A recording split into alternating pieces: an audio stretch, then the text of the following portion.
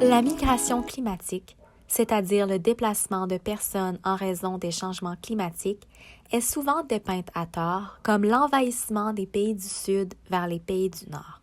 Pourtant, les données empiriques démontrent que la majorité de la mobilité liée au climat n'est pas transfrontalière et a plutôt lieu à l'intérieur des pays.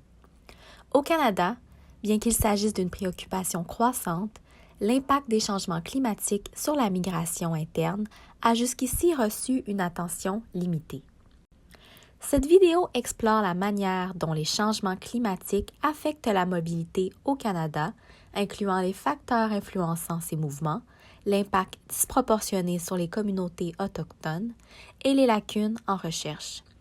Il présente également des recommandations afin de répondre à la migration liée au climat au Canada.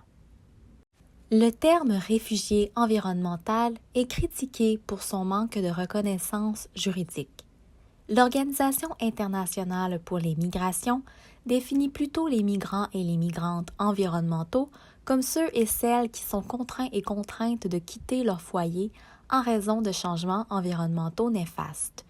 Différentes définitions soulignent comment les migrations induites par le climat peuvent être temporaires ou permanentes, internes ou internationales, et résulter d'événements à évolution rapide ou lente.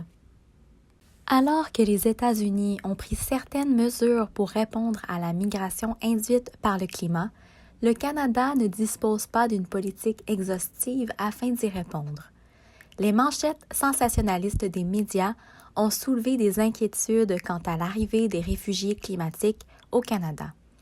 Cependant, les politiques d'immigration au Canada ne prennent pas spécifiquement en compte la migration climatique. Certains cas de migrants et de migrantes climatiques arrivant au Canada mettent en évidence l'interaction complexe des facteurs qui influencent les décisions de migrer, y compris les changements climatiques.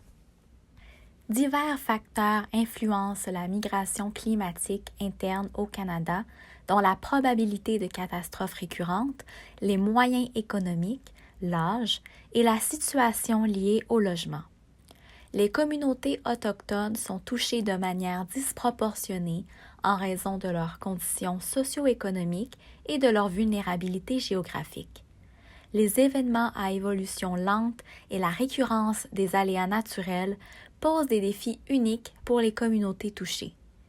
Les communautés d'accueil sont également confrontées à des difficultés pour accueillir les personnes nouvellement évacuées, en particulier lorsque la récurrence des risques naturels met à rude épreuve leurs ressources. Les changements climatiques peuvent limiter l'accès aux ressources, limitant ainsi la mobilité des communautés en situation de vulnérabilité.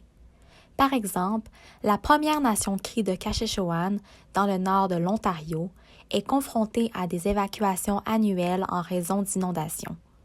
Ils ont signé un accord de relocalisation avec le gouvernement, mais des inquiétudes demeurent quant à l'engagement du gouvernement. Les moyens économiques jouent un rôle crucial dans la migration climatique. Les ménages à faible revenu n'ont souvent pas la capacité financière de déménager après une catastrophe. Lors de phénomènes naturels à évolution rapide détruisant des communautés entières, la mobilité n'est pas nécessairement un choix, comme en témoigne la destruction de Lytton en Colombie-Britannique en 2021. Les communautés autochtones sont touchées de manière disproportionnée par les changements climatiques au Canada en raison de leurs conditions socio-économiques, de leur localisation dans des zones géographiques jugées vulnérables et des politiques ancrées dans le colonialisme. Les actions du gouvernement, comme la déviation de l'eau lors des inondations, peuvent exacerber les vulnérabilités. Par exemple, les inondations de 2011 au Manitoba ont entraîné l'évacuation de 18 Premières Nations. Certains habitants et certaines habitantes se considèrent comme des réfugiés dans leur pays d'origine en raison de la relocalisation forcée. Des inondations plus récentes dans les communautés autochtones, comme celle de la Première Nation de Peguis, mettent en évidence une vulnérabilité persistante.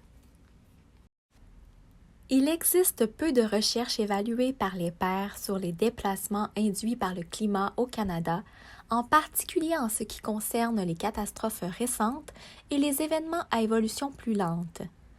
Les données existantes se concentrent souvent sur les intentions de migration future, ce qui rend difficile d'évaluer l'ampleur de la migration actuelle. De plus, les recherches sur la manière dont les déplacements climatiques affectent les communautés d'accueil sont rares, et ce, malgré les difficultés considérables qu'elles rencontrent pour accueillir les personnes évacuées.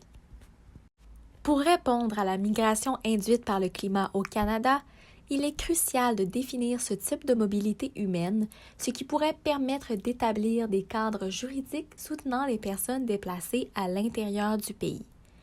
Des recherches supplémentaires sont nécessaires pour mieux comprendre les déplacements induits par le climat, en particulier les impacts sur les communautés autochtones.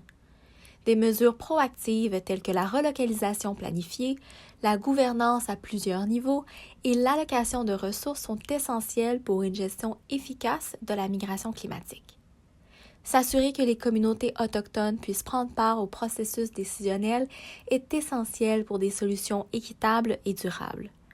La migration climatique est une question complexe, mais grâce à des efforts concertés, le Canada peut mieux relever les défis qui en découlent.